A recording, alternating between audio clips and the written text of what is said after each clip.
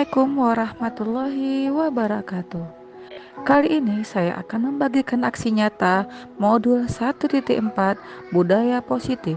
Saya, Al-Afida Intan Mestika, calon guru penggerak Angkatan 11 dari Kota Langsa. Perkenalkan, fasilitator Nurdiah SPD, pengajar praktik Yusnidar SPD. Latar belakang dari aksi nyata yang saya lakukan: 1.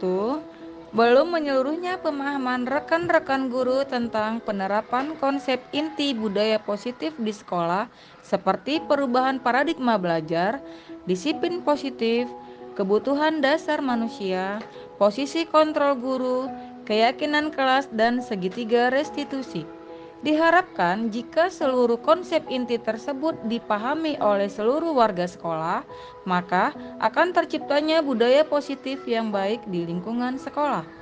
Kedua, murid tidak suka peraturan karena selama ini ketika mereka melakukan pelanggaran, maka akan mendapatkan hukuman dan cenderung membuat mereka malu dan merasa tertekan. Selanjutnya, tujuan aksi nyata. 1.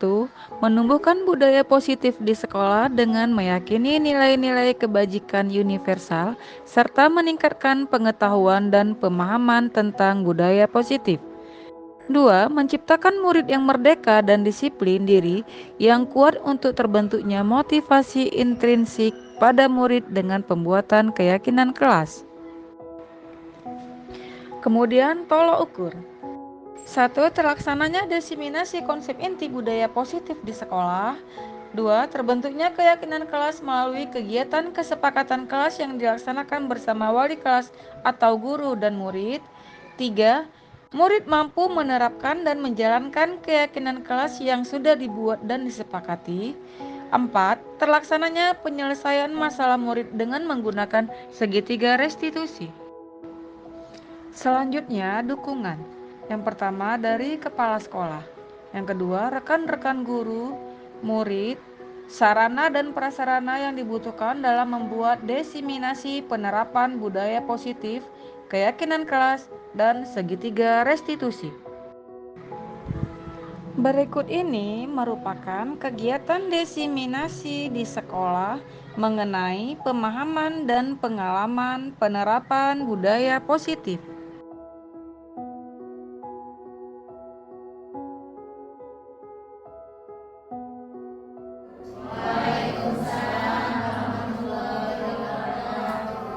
Alhamdulillahirrahmanirrahim. Segala puji bagi Allah yang telah mengaruniakan rahmat serta hidayahnya, kesehatannya sehingga kita dapat berkumpul di sekolah kita seperti biasa. Selawat beriring salam, tak lupa pula kita panjatkan keharibaan Nabi besar Muhammad SAW yang telah membawa kita dari alam kebodohan, dari alam kegelapan ke alam yang penuh. Penghormatan saya kepada Bapak Ibu Dewan Guru seluruh SD Negeri Matang Setuy. Terima kasih Bapak Ibu telah meluangkan waktu sesaat. Di sini saya akan membagi praktik baik saya, atau saya akan kita sama-sama saling sharing di sini Bapak Ibu ya, di komunitas belajar kita, yaitu tentang menyebarkan pemahaman dan penerapan pengalaman budaya positif yang akan kita lakukan di sekolah kita. Baiklah Bapak Ibu, budaya positif merupakan perwujudan dari nilai-nilai atau keyakinan universal yang diterapkan di sekolah. Budaya positif dapat mendorong murid untuk mampu berpikir, bertindak, dan mencipta sebagai proses memerdekakan dirinya sehingga murid mampu mandiri dan bertanggung jawab. Nah, konsep inti budaya positif terdiri dari beberapa bagian, yaitu 1. Perubahan paradigma belajar, 2. Disiplin positif, kebutuhan dasar manusia, motivasi perilaku manusia, posisi kontrol guru, keyakinan kelas, dan yang terakhir segitiga restitusi. Nah, marilah kita bahas satu persatu, yaitu yang pertama, pembelajaran dengan bagaimana? Pembelajaran dengan paradigma baru merupakan pembelajaran yang dirancang berdasarkan prinsip pembelajaran berdiferensiasi, sehingga para peserta didik belajar sesuai kebutuhannya berdasarkan tahap perkembangan sesuai teori psikologi modern untuk mewujudkan profil pelajar Pancasila. Nah, profil pelajar Pancasila setelah kita ketahui ada 6 profil, yaitu 1. Beriman bertakwa kepada Tuhan Yang Maha Esa dan berakhlak mulia. 2. Berkebinekaan global, bergotong royong, kreatif, bernalar kritis, dan mandiri. Yang kedua, disiplin positif.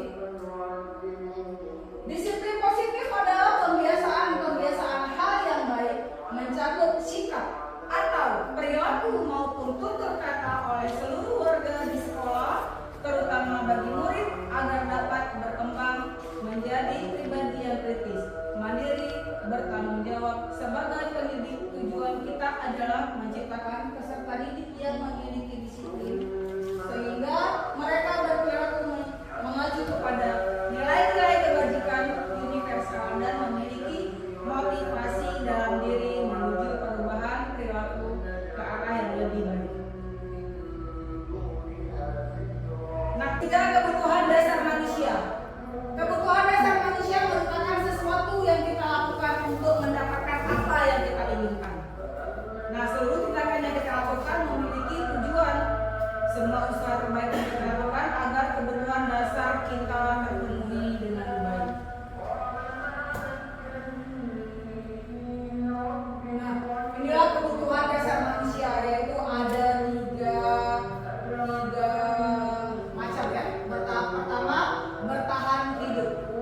Bertahan hidup mencakup makanan, pakaian, tempat tinggal, dan keamanan dan kesehatan. Nah, yang kedua, kasih sayang dan rasa diterima. Rasa diterima ini maksudnya rasa diterima di lingkungan dia, dipedulikan, berbagi, kerjasama, dan menjadi bagian dari kelompok. Nah, yang ketiga, penguasaan. Penguasaan juga termasuk dari harga diri, keinginan untuk dianggap, memimpin, berprestasi, diakui, dan didengar. Itu juga kebutuhan dasar manusia. Terus yang keempat, kebebasan. Kebebasan terdiri dari mandiri, memiliki pilihan, mencoba hal baru, dan mampu mengendalikan arah dirinya. Itu dia kebebasan. Nah, bukan hanya anak-anak saja, manusia baik dari bayi sampai kita sudah tua, kita harus memiliki kebutuhan dasar manusia. Dan yang terakhir, kesenangan. Kesenangan bermain, kesenangan berhumor, kesenangan antusias dan tertawa. Itu juga semua ini adalah kebutuhan dasar manusia.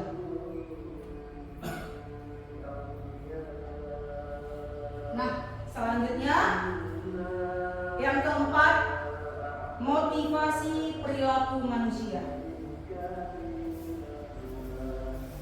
Motivasi perilaku manusia ini ada 3. Yang pertama, hukuman. Hukuman itu bagaimana? Yang tidak terencana, tiba-tiba. Terus, murid tidak tahu apa yang akan terjadi. Terus, bersifat satu arah. Terus, berupa hukuman fisik dan psikis. Nah, selanjutnya, hukuman motivasi perilaku manusia, konsekuensi. Berarti antara hukuman dan konsekuensi itu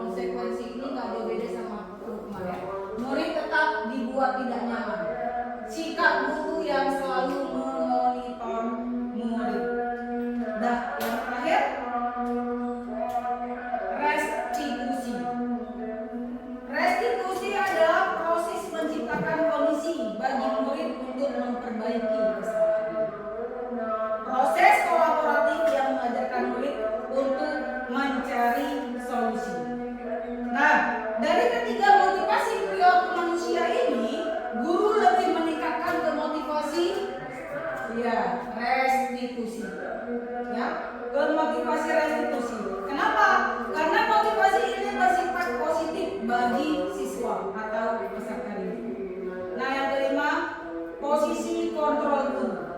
Kita ada 5 posisi kontrol guru.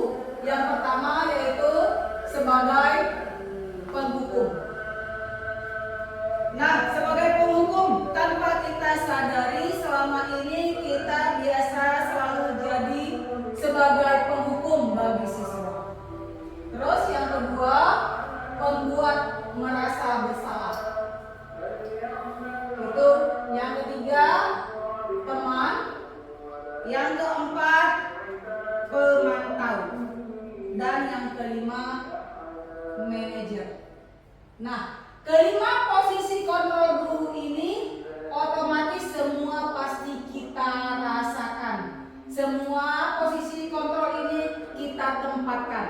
Tapi selama ini kita lebih ke posisi penghukum dan pembuat merasa bersalah tanpa kita sadari.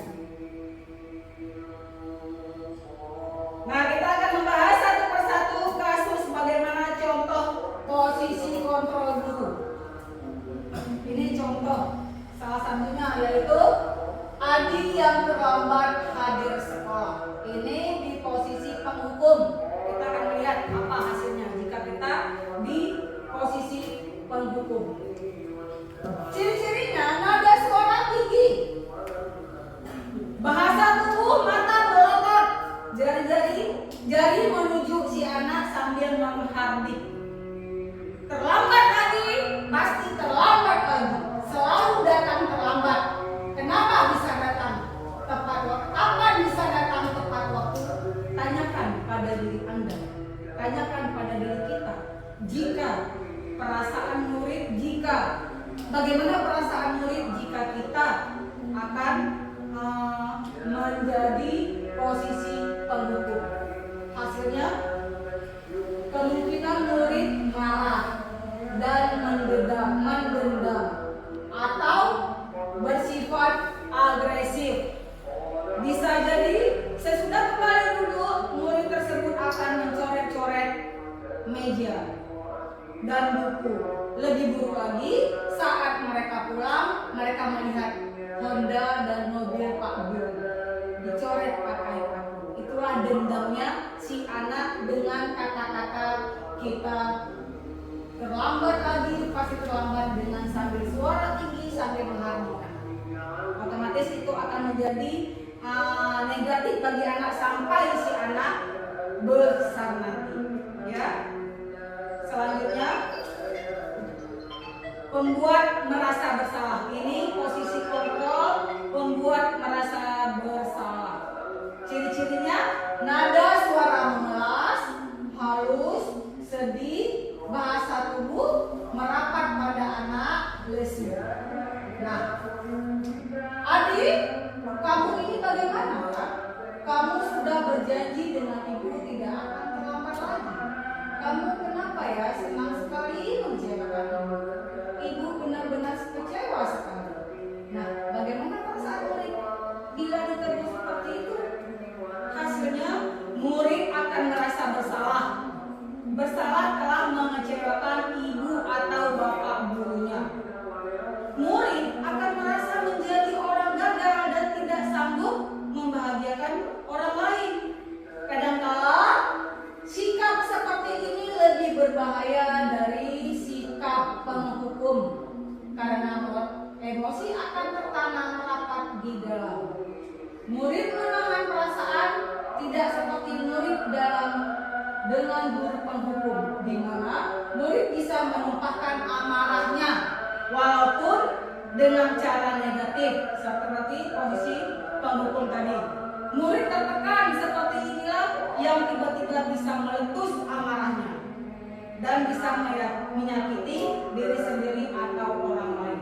Ini jika kita di posisi membuat merasa bersalah.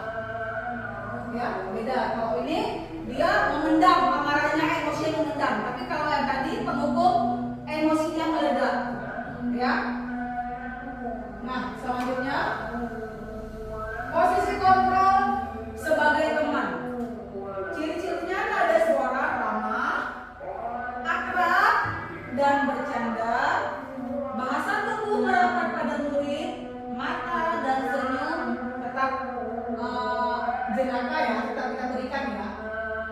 Contohnya, Adi, ayolah, bagaimana kamu sih? Kemarin kamu sudah janji ke bapak, sudah janji ke ibu, bukan? Kenapa terlambat lagi? Itu sambil ekspresi wajah tertawa, senyum ringan. Ya sudah, tidak apa-apa. Duduk dulu sana. Nanti Pak Guru atau Bu Guru bantu sambil senyum-senyum. Nah, bagaimana perasaan murid jika kita sebagai guru seperti itu menanyakan kepada anak? Hasilnya, murid akan merasa senang dan akrab dengan guru. Ini termasuk dampak yang positif. Hanya saja di sisi negatif, murid menjadi tergantung pada guru tersebut. Walaupun dia positif, ada negatifnya. Ya, bila ada masalah, dia merasa bisa mengandalkan guru untuk membantunya. Akibat lain dari posisi teman, Adi hanya akan berbuat sesuatu bila yang menyuruh adalah guru tersebut, dan belum tentu berlaku yang sama dengan guru lain atau guru yang masuk ke kelas itu. Ya, ini posisi sebagai teman. Kalau kita sebagai teman, posisinya posisi sebagai teman ada positif namun ada negatifnya juga. Ya. Nah, ini jika kita sebagai teman tahu ciri-cirinya: nada suara datar, bahasa tubuh yang formal. Ini kalau sebagai guru. Adi, tahukah kamu jam berapa kita mulai? Tahu, Pak. Kamu terlambat 15 menit. Apakah kamu sudah mengerti konsekuensi yang harus dilakukan bila terlambat? Paham, Pak. Saya harus tinggal kelas pada jam istirahat nanti dan mengerjakan tugas ketinggalan saya. Ya, benar. Nanti pada saat jam istirahat, kamu harus tinggal di kelas untuk menyelesaikan tugas yang ketinggalan. Saya tunggu. Nah, jika seperti ini, bagaimana perasaan murid diperlakukan? Hasilnya, murid memahami konsekuensi yang harus dijalankan karena telah melanggar salah satu peraturan sekolah. Guru tidak menunjukkan suatu emosi yang berlebihan, menjadi marah atau membuat merasa berbuat salah. Murid tetap dibuat tidak nyaman, yaitu dengan harus tinggal di kelas pada waktu jam istirahat dan mengerjakan tugas yang tertinggal. Guru tetap harus memantau murid pada saat mengerjakan tugas di jam istirahat karena murid tidak bisa ditinggal seorang diri. Ini posisi kita guru sebagai pemantau. Walaupun sudah kita beri dia konsekuensi tadi, tinggal di kelas membuat tugas yang sudah tertinggal. Di sini si murid juga melanggar, tapi hasilnya negatif juga, tidak baik bagi murid. Ya, selanjutnya sebagai manajer. Sebagai manajer, ciri-cirinya nada suara tulus, bahasa tubuh tidak kaku, mendekat ke murid. Contoh kasusnya, Adi, apakah kamu mengetahui jam berapa sekolah dimulai? Tahu, Pak. Tahu, Bu, jam 7. Ya, jadi kamu terlambat. Kira-kira bagaimana kamu akan memperbaiki masalah ini? Saya bisa menanyakan teman saya, Pak, untuk mengejar tugas yang tertunda. Baik, itu bisa dilakukan. Apakah besok akan ada untuk kamu agar bisa hadir tepat waktu ke sekolah? Adi menjawab, tidak, Pak, saya bisa hadir tepat waktu. Baik, saya hargai usahamu untuk memperbaiki diri. Nah, di sini bagaimana perasaan si murid diperlakukan seperti itu? Kita lihat. Nah, pada posisi manajer, maka suara guru sebaiknya tulus, tidak perlu marah, tidak perlu meninggikan suara, apalagi menunjuk-nunjuk jari ke murid, berkaca pinggang atau bersikap seolah-olah menyesal. tampak sedih sekali akan perbuatan murid maupun bersendagura menepati diri sebagai teman murid. Fokus pada murid bukan untuk membahagiakan guru atau orang tua. Murid sudah mengetahui adanya suatu masalah dan sesuatu yang perlu terjadi. Bila guru mengambil posisi penantau, guru akan melihat apa konsekuensinya, apa peraturannya. Namun, pada posisi manajer ini, guru akan mengembalikan tanggung jawabnya pada si murid untuk mencari jalan keluar permasalahannya, tentu dengan bimbingan guru. Nah, contoh lain dari 5 posisi kontrol guru tadi. Yang pertama, murid tidak mengerjakan tugas yang diberikan guru. Sebagai penghukum, berdiri dengan sebelah kaki di depan kelas. Itu sudah kita lakukan. Tanpa sengaja pasti pernah kita lakukan. Ya. Sebagai pembuat merasa bersalah. Kesekian kali ibu sudah ingatkan. Kamu senang ya melihat ibu terus-terusan bertindak seperti ini? Pasti sudah pernah kita lakukan yang dahulu-dahulu. Ya. Terus selanjutnya, contoh murid tidak mengerjakan tugas yang diberikan guru, yaitu sebagai teman. Ayo dong, kamu kerjakan tugasnya. Nanti kalau sudah selesai, kita main game. Kalau sebagai pemantau, kamu sudah melakukan kesalahan dan sudah mengetahui konsekuensinya. Sekarang selesaikan dan segera kumpulkan. Itu sebagai pemantau. Ya. Nah, kalau sebagai manajer, apakah kamu tahu kesalahan kamu? Keyakinan sekolah apa yang kamu lakukan? Dan apa yang akan kamu lakukan untuk menyelesaikannya? Nah, kalau sebagai manajer, kita kembalikan ke anak, menanyakan ke anak apa kesalahannya dan apa peraturan yang ada di sekolah dan apa keyakinan yang sudah dibuat di dalam kelas. Inilah kalau sebagai manajer kita kembalikan ke anak, biar anak yang mencari solusi, biar anak yang mencari jalan keluar apa kesalahan yang dilakukan dan keesokannya bisa nggak dia merubah diri. Ya. Nah, sekarang Bapak Ibu sudah saya jelaskan, saya sharing tadi 5 posisi kontrol guru. Ini kita bermain teka-teki. Posisi kontrol apakah aku? Saya kecewa sekali dengan kamu. Posisi kontrol apakah aku? Merasa bersalah. Membuat merasa Ya, membuat merasa bersalah. Coba kita lihat. Ya, membuat merasa bersalah. Ya. Nah, posisi kontrol apakah aku? Kamu tidak pernah benar melakukannya. Sekarang kali dilakukan kali. Penghukum. Apa ini? Penghukum. Iya, penghukum ya. Nah, posisi kontrol apakah aku? Kira-kira bagaimana kamu akan memperbaiki masalah ini? Manajer. Ya, manajer. Kembalikan ke si anak. Ya. Posisi kontrol apakah aku? Ayolah, lakukan demi Bapak. Bapak ini teman.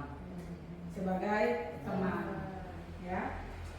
Nah, posisi kontrol apakah aku? Kamu terlambat 15 menit. Apakah kamu sudah mengerti konsekuensi yang dilakukan terlambat?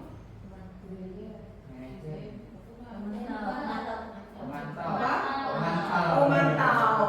Kamu pemantau, kamu terlambat 15 menit. Apakah kamu sudah mengerti konsekuensi yang dilakukan bila terlambat? Ini sebagai pemantau. Si pemantau, kalau posisi sebagai pemantau, dia hanya melihat dan langsung memberi konsekuensinya. Ya. Pemantau ya. Nah, ini keyakinan kelas yang keenam. Keyakinan kelas merupakan kesepakatan kelas yang diyakini bersama guru dan murid dengan harapan dapat meningkatkan kedisiplinan murid. Keyakinan kelas berupa pernyataan universal dibuat dalam bentuk positif dan bersifat abstrak. Keyakinan kelas hendaknya tidak terlalu banyak sehingga mudah diingat dan dipahami. Semua warga kelas ikut berkontribusi dalam membuat keyakinan kelas lewat kegiatan mengutarakan pendapat. Nah, di keyakinan kelas ini anak-anak menggunakan bahasa positif, tidak menggunakan bahasa negatif. Ini contoh yang sudah saya lakukan penerapan.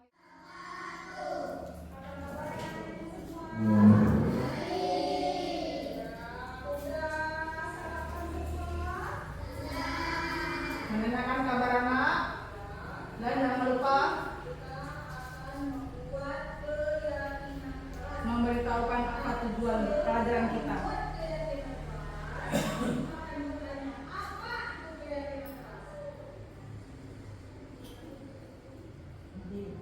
Nah, definisi keyakinan kelas, apa itu definisi dari keyakinan kelas? Kita memberitahu dulu apa itu keyakinan kelas, biar mereka paham dan tahu contoh dari keyakinan kelas. Yaitu sesuatu hal yang akan kita yakini dan kita lakukan di dalam kelas.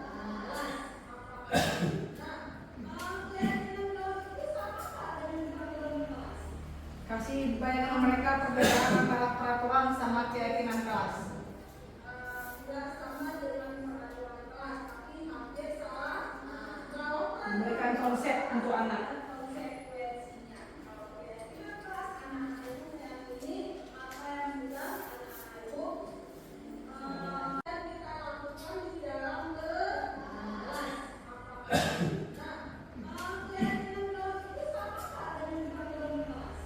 Kasih bayangan mereka perbedaan antara peraturan sama keyakinan kelas. Tidak sama dengan peraturan kelas, tapi hampir sama. Memberikan konsep untuk anak. Konsekuensinya. Kalau keyakinan kelas anak-anak itu meyakini apa yang sudah anak-anak itu kita semangati, apa yang sudah kita semangati. Ya. Contoh dari keyakinan kelas apa? Contoh dari keyakinan kelas. Oke saya? Contoh dari keyakinan kelas. Kembalikan ke anak-anak pertanyaan itu biar mereka yang memberikan ide. Berarti menjaga keyakinan kelas itu termasuk dalam keyakinan kelas. Menjaga kebersihan kelas.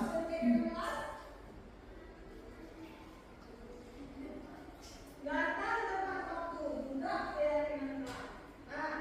Datang tepat waktu. Di sini tidak boleh menggunakan kata kalimat negatif.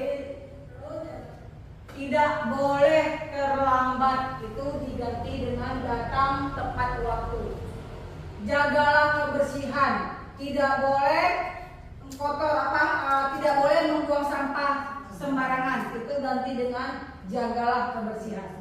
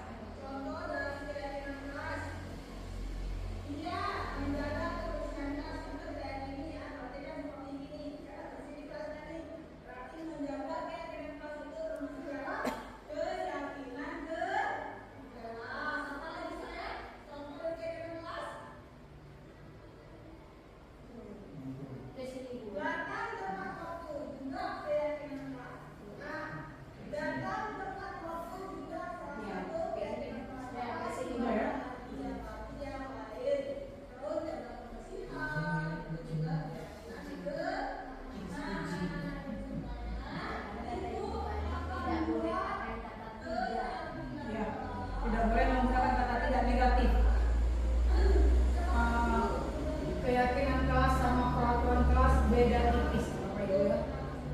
penerapannya kalau keyakinan kelas tidak ada konsekuensi, tapi kita berikan ke mereka yang mereka sepakati. Kesepakatan kelas sama itu. Kalau peraturan kelas kita ada konsekuensinya. Kalau peraturan kelas, peraturan sekolah.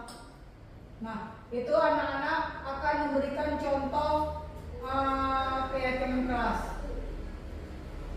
Nah, berikan kertas post-it, satu orang satu. Kalau kita membuat keyakinan kelas tidak usah banyak-banyak, paling banyak 10. Kalau kita buat banyak-banyak, anak-anak itu tidak akan ingat kesepakatan kelas apa yang dibuat sama mereka dan harus mereka yakini.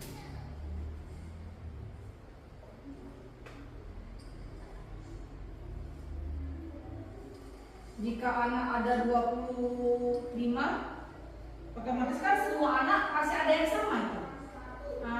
Datang tepat waktu, disiplin, pasti ada yang sama tuh buat. Nah, kita buat ambil satu aja yang menyerupai.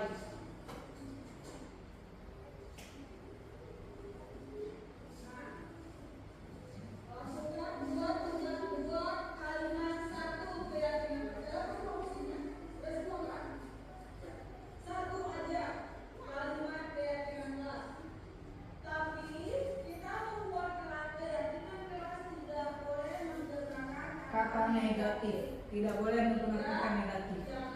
Tidak, jangan.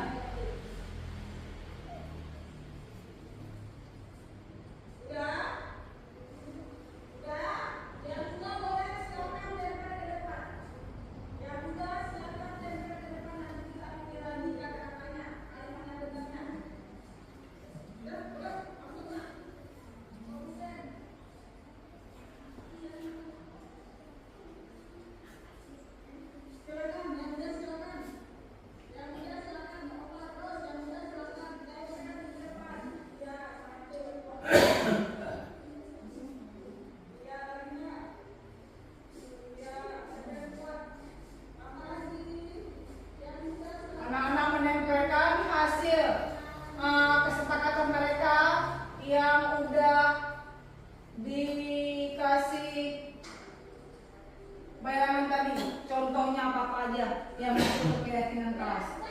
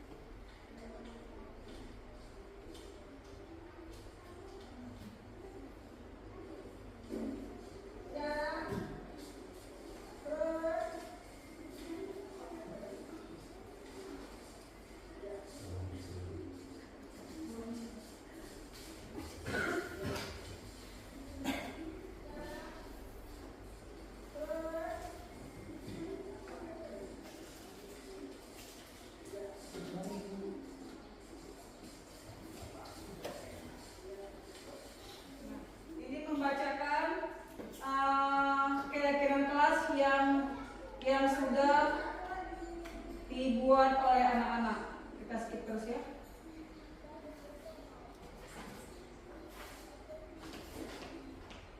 Nah, jika ada yang sama, keyakinan kelas yang dibuat sama anak bisa kita pilih salah satu aja. Namun, keyakinan kelas ini harus ada maksimal 10. Ya, maksimal 10.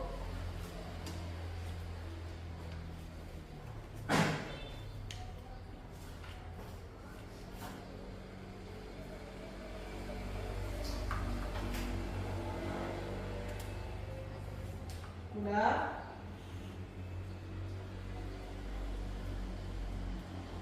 Selanjutnya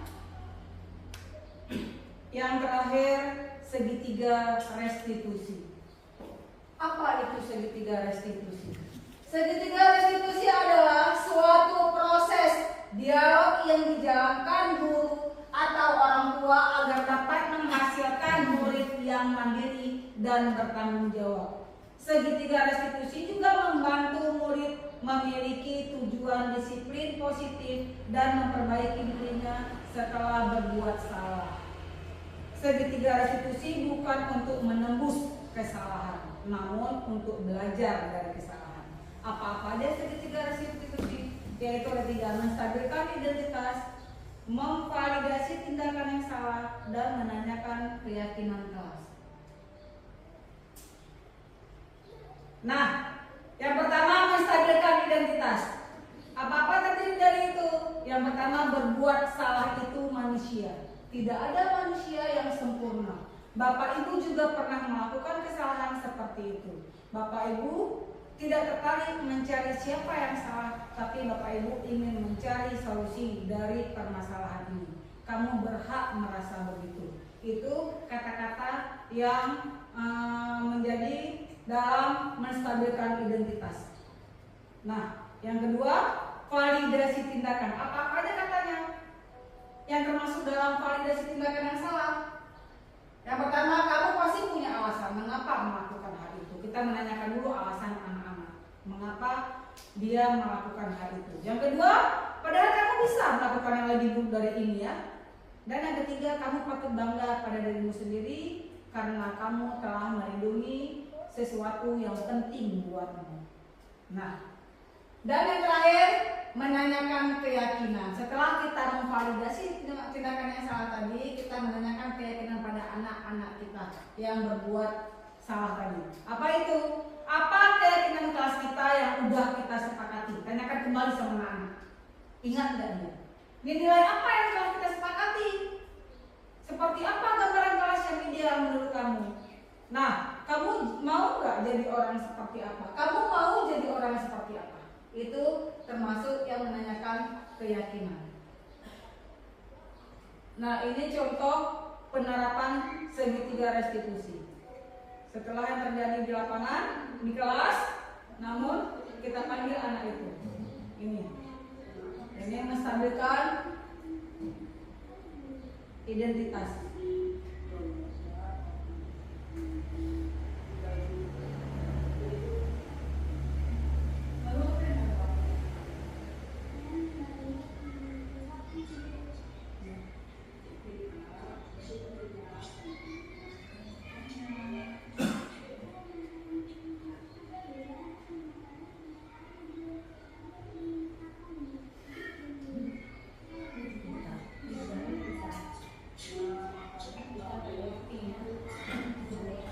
Nah, ini validasi tindakan yang salah. Kita memberitahu sama anak apa tindakan dia yang salah yang mana.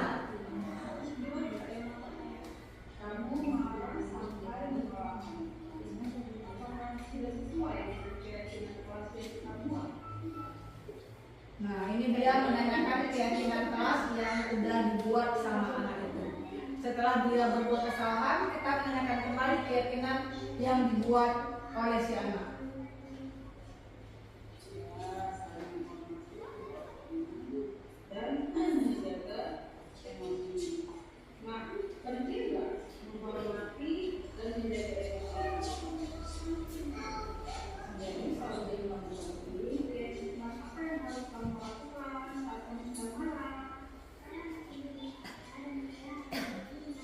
Nah, dia juga tahu keyakinan kelas apa yang harus dia lakukan ke depannya.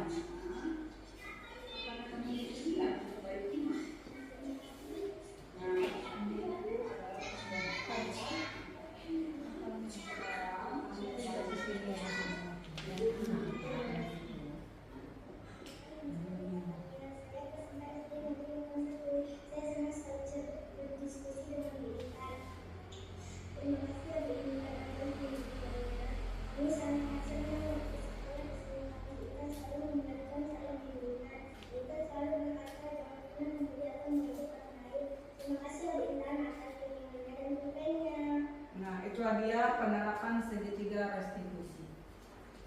Nah, baiklah Bapak Ibu, cukup di sini saya memberikan praktik baik atau sharing sama Bapak Ibu. Semoga bermanfaat dan bisa kita lakukan di sekolah kita. Saya akhiri dengan wabillahi taufiq wal hidayah. Assalamualaikum warahmatullahi wabarakatuh. Waalaikumsalam warahmatullahi wabarakatuh. Selanjutnya, berikut merupakan kegiatan penerapan pemahaman pada murid dengan pembentukan keyakinan kelas. Assalamualaikum warahmatullahi wabarakatuh.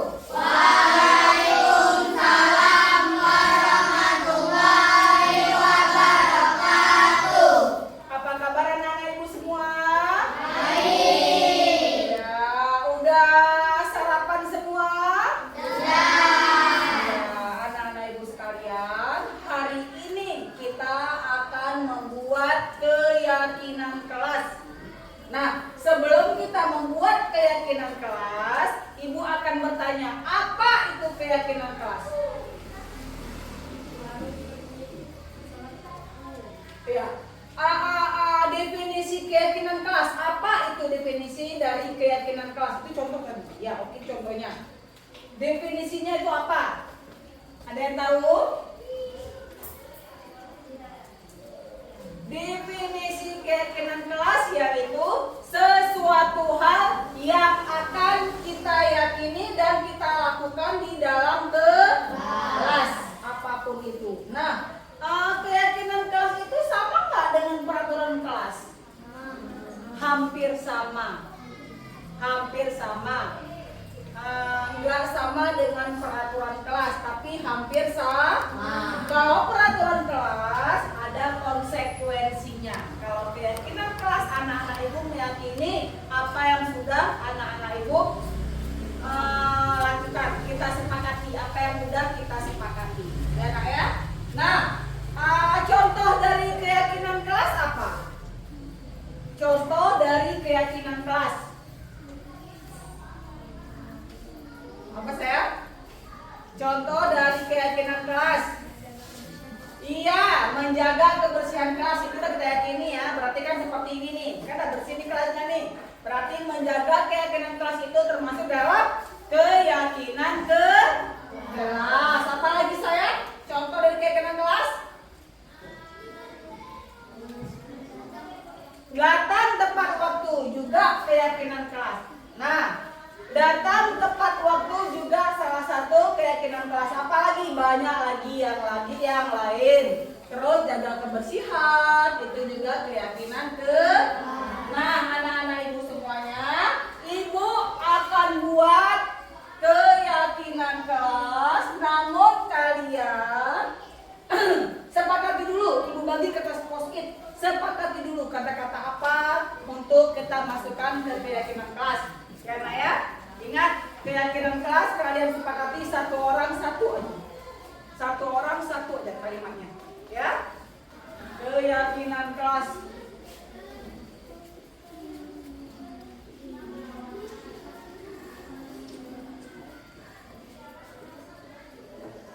Nah, ibu bagikan satu orang satu.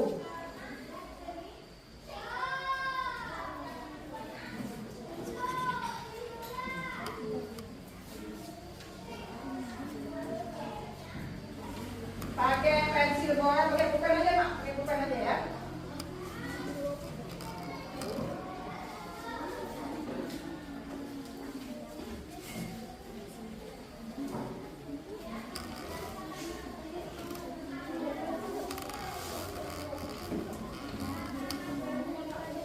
Kalian buat keyakinan kelas satu orang satu.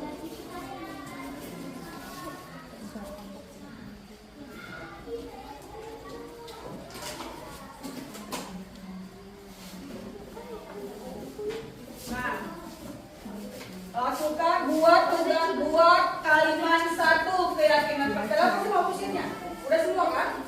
Ya. Satu aja kalimat keyakinan kelas.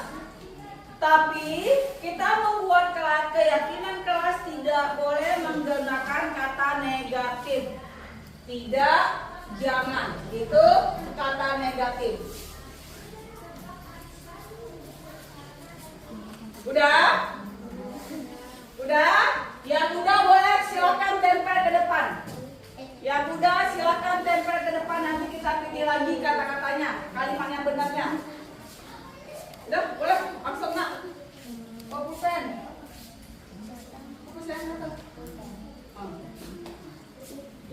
Silakan, yang udah silakan. Yang muda silakan, nggak apa-apa. Terus yang muda silakan. Tempel di depan. Iya, satu, dua. Iya, lagi jangan. Iya, lagi nak. Iya, tempel kuat. Apa lagi? Yang sudah silakan ke depan tempel kalimatnya di kertas pleno.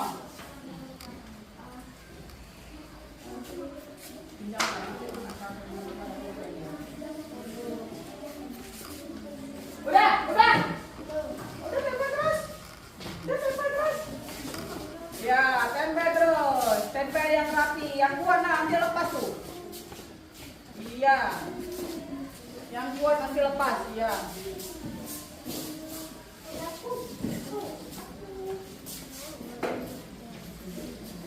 Lagi.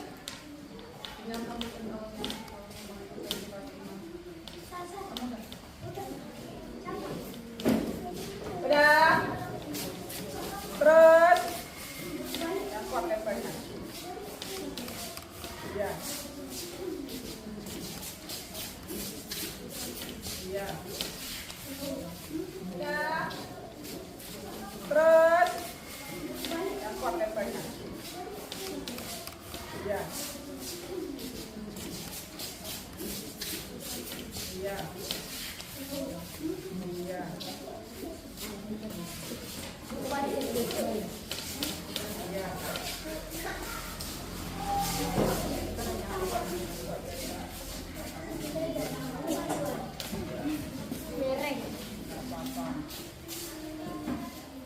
Iya. Yang kuat. Oh, ini bawah. Habis? Masih ada terus, buat terus. Dua lagi.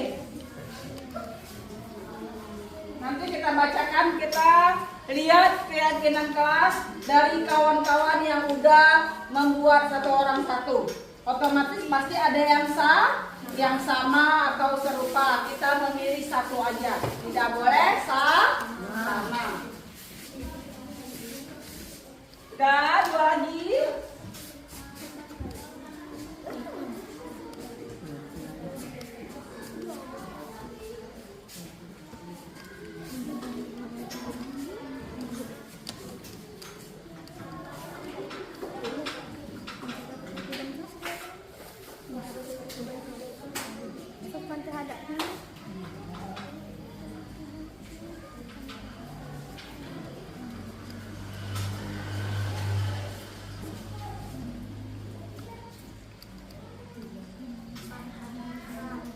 Apalagi? Satu lagi.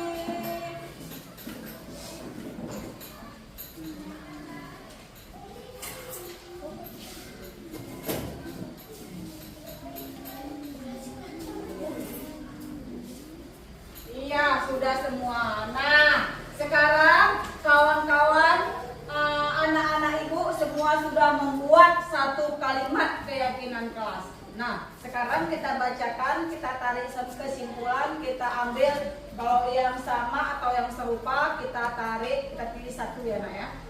Sama-sama ya, ingat ya ibu, ingat ya. Menjaga kebersihan kelas. Ya, satu. Ya, oke ya. Menjaga kebersihan kelas. Itu satu kalimat keyakinan kelas. Membuang sampah pada tempatnya. Membuang sampah pada tempatnya termasuk nggak menjaga kebersihan kelas? Termasuk nggak dengan menjaga kebersihan kelas? Ya, ini juga berarti serupa ya nak ya. Kita ambil satu aja ya. Kita ambil menjaga kebersihan kelas. Ini buang sampah pada tempatnya sama dengan menjaga kebersihan kelas. Ya, kita ambil satu aja ya. Kita ambil menjaga kebersihan kelas. Ini buang sampah pada tempatnya sama dengan menjaga kebersihan kelas. Ya. Terus datang tepat waktu. Nah, ini udah kita buat keyakinan, berarti anak-anak ibu datang tepat waktu. 7:30 sudah masuk ke dalam kelas. Nah, buang sampah pada tempatnya. Termasukkah dengan menjaga kebersihan kelas? Iya, kita ambil satu aja ya. Ya. Terus harus menghormati guru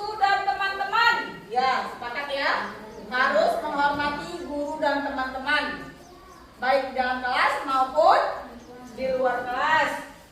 Mengikuti aturan kelas. Ya, aturan yang sudah kalian buat harus diikuti, itu kesepakatan ya. Terus hormat sesama teman, sama nggak dengan yang tadi? Sama dengan menghormati guru dan teman-teman ya. Kita ambil satu ya. Nah, terus jangan membuli. Nah, kalimat keyakinan kelas tidak boleh menggunakan kata negatif. Berarti jangan membuli ini kita ganti apa nak? Apa nak? Saling menyayangi. Saling menyayangi ya. Jangan membuli ini kita ganti dengan saling menyayangi. Tulis nak. Ya, saling menyayangi. Belum ada kan? Menghormati. Saling membuli. Berarti ini tidak ada ya. Jangan membuli, tidak ada. Kita ganti dengan apa? Nah, saling menyayangi. Datang tepat waktu. Sama tadi udah ada.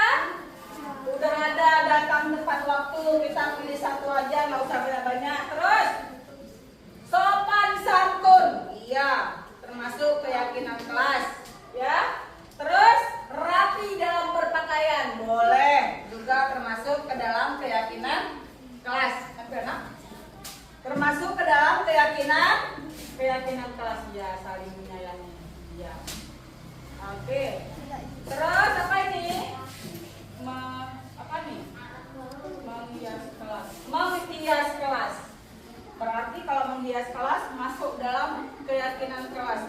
Boleh. Berarti kalau ada kelas hiasan kelasnya sudah jatuh, udah juga alimnya sudah terbuka, berarti kalian iya, perbaiki kembali ya. Terus menjaga apa nih? Menjaga ketertiban kelas. Oke, boleh juga. Sopan terhadap guru. Tadi udah masuk. Kita ganti dengan saling menyayangi. Tulis nak. Ya, saling menyayangi. Belum ada kan? Menghormati. Saling membuli. Berarti ini tidak ada ya. Jangan membuli, tidak ada. Kita ganti dengan apa? Nah, saling menyayangi. Datang tepat waktu. Sama tadi udah ada.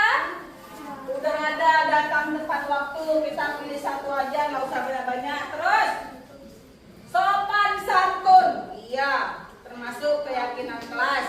Ya. Terus rapi dalam berpakaian. Boleh. Juga termasuk ke dalam keyakinan kelas. Termasuk ke dalam keyakinan kelas ya, saling menyayangi. Ya. Oke. Terus apa ini? Apa nih? Menghias kelas. Menghias kelas. Berarti kalau menghias kelas masuk dalam keyakinan kelas. Boleh. Berarti kalau ada kelas hiasan kelasnya sudah jatuh, udah juga alimnya sudah terbuka, berarti kalian iya, perbaiki kembali ya. Terus menjaga apa nih? Menjaga ketertiban kelas. Oke, boleh juga. Sopan terhadap guru. Tadi udah masuk? Sudah ada ya, sudah ada. Terus daftar piket, maksudnya ini piket bukan daftar kelas ya, bukan piket kelas, apa namanya maksudnya ya? Daftar tiket kelas. Ini berarti tiket bersama-sama. Nah, itu maksudnya ini ya. Terus membersihkan kelas. Masuk kemana tadi membersihkan kelas?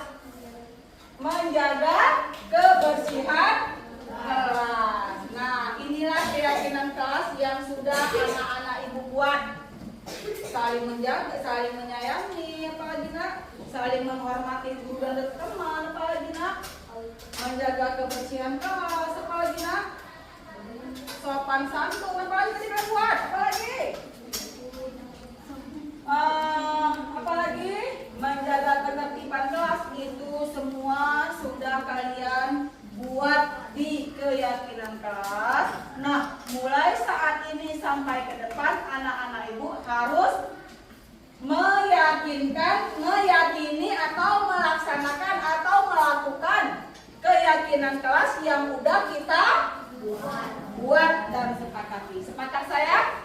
Sepakat semuanya?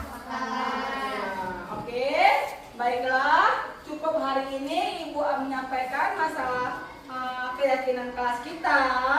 Ibu akhiri dengan billahi taufiq wal hidayah. Assalamualaikum warahmatullahi wabarakatuh. Waalaikumsalam warahmatullahi wabarakatuh. Respon murid terhadap pembuatan keyakinan kelas. Bagaimana perasaan kamu saat membuat keyakinan kelas? Antusias, semangat. Apakah menurut kamu pembuatan keyakinan kelas penting dilakukan? Penting sekali.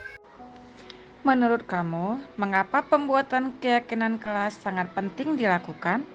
Mengapa pembuatan keyakinan kelas membuat murid semakin disiplin? Dilakukan karena akan timbul rasa saling menghargai. Karena dapat menumbuhkan rasa tanggung jawab.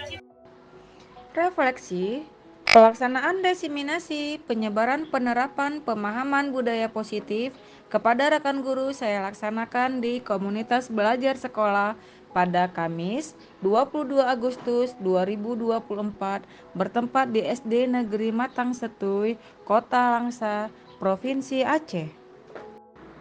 Pembuatan keyakinan kelas bersama murid kelas 6 saya laksanakan pada Selasa 20 Agustus 2024.